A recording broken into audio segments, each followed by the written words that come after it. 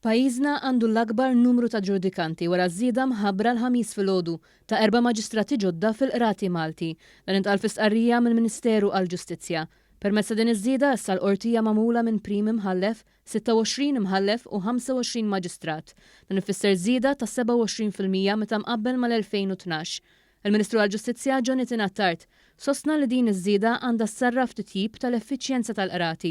L-investiment qed isir ukoll fir-riżorsi umani tal-qrati.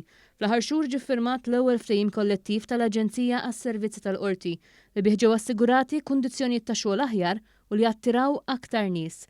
Il-Gvern qed jinvesti wkoll fl-istituzzjonijiet l-oħra li jiffurmaw parti integrali mill-proċess ġudizzjarju fosthom l-Uffiċċju tal-Avukat Ġenerali u dak tal-Avukat tal-Istat. Intqal ukoll li l-Gvern se jkun qed iħabbar aktar proġetti u investimenti li bihom se jkompli jiżgura li pajjiżna jkollu l-aħjar talent u għodot disponibbli fil-qrati tiegħu. Dan il-bidliet huma mmirati biex tissaħħaħ l-effiċjenza tas-sistema ġudizzjarja.